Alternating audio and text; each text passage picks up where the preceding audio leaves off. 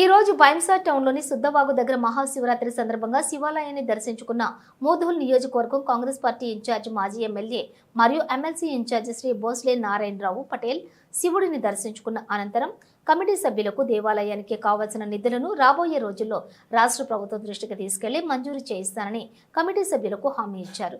ఈ కార్యక్రమంలో black Congress party అధ్యక్షులు శంకర్ చంద్రే మరియు మాజీ municipal vice chairman Om Prakash లడ్డా మరియు మాజీ ఎంపీపీ భోజారాం పటేల్ మరియు బ్లాక్ కాంగ్రెస్ అధ్యక్షులు ముత్యంరెడ్డి మరియు ఓం ప్రకాష్ పటేల్ దేవిదాస్ మరియు తదితరులు పాల్గొన్నారు। మేము ఆహ్వానించడం జరిగింది। మా ఆహ్వానాన్ని మన్నించి వచ్చినందుకు మా ఆలయ తరపున ధన్యవాదాలు తెలుపుతున్నాను। అలాగే మీరు ఒక రెండు మాటలు మాట్లాడవలసిందిగా కోరుతున్నాను। శుద్ధవాగు తీరాన శివాలయము ఎక్కడెక్కడైతే గోదావరి నదులు ప్రవహిస్తాయి అక్కడ పవిత్రమైన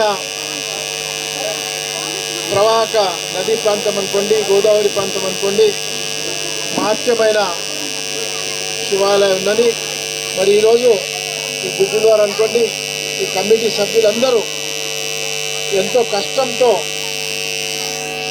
మనం ఏదైతే మన ధర్మాన్ని మర్చిపోయాం ఆ ధర్మాన్ని రాబోయే తరానికి ఒక పాఠం నేర్పడానికి ఇది మంచి సంకేతం।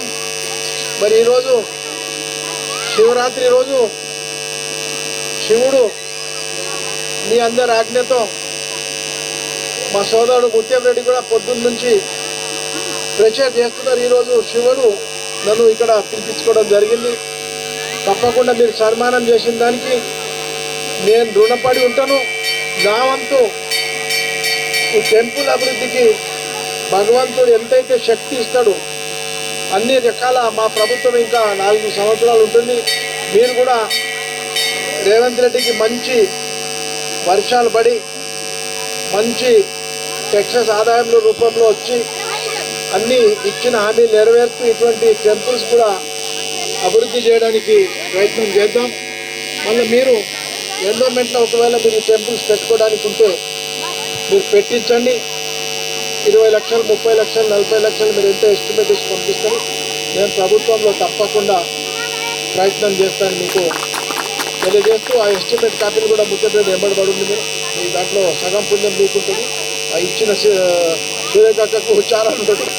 ఏదో రకంగా నేను తప్పకుండా నేను క్షయశక్తులుగా శివుడు కృష్ణుడు ఎంతవరకు అయితే నాకు శక్తి అందిస్తాడో ఆ విధంగా నేను టెంపుల్పై దృష్టి పెట్టది తప్పకుండా నేను సాయం అందించడానికి ప్రయత్నం చేస్తాను।